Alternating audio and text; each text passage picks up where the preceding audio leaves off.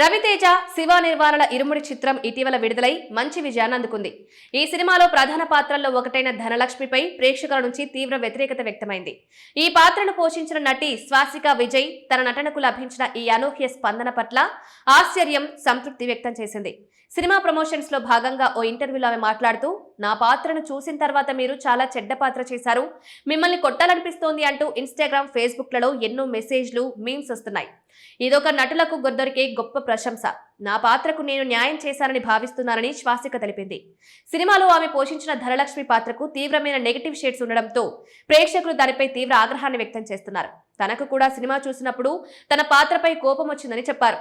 ధనలక్ష్మి అనే పేరు ఎంతో మధురమైంది, పవిత్రమైంది. కానీ నా పాత్ర ఒక బ్యాడ్ ఉమెన్. సమాజంలో ఇలాంటి చెడ్డ టీచర్లున్నారని దర్శకుడు చూపించాలనుకుంటున్నారు అని స్వాసిక తెలిపింది. ఈ పాత్రను పోషించడంలో దర్శకుడు శివ నిర్వాణ అందించిన గైడెన్స్ ను స్వాసిక ప్రశంసించింది.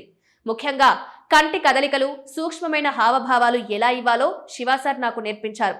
ఎక్కువ మెలో డ్రామా అవ్వకుండా పాత్ర స్వభావాన్ని కళ్ళతోనే పలికించడం ఎలాగో ఆయన వివరించారు. ఈ ప్రయాణమంతా ఆయన నాకు చాలా గైడెన్స్ అందించారు అని శ్వాసిక తెలిపింది. రవితేజ వంటి సీనియర్ నటుడితో కలిసి నటించడం కూడా ఎంతో సౌకర్యంగా ఉందని, ఆయన కంఫర్ట్ ఇచ్చారని శ్వాసిక చెప్పుకొచ్చింది.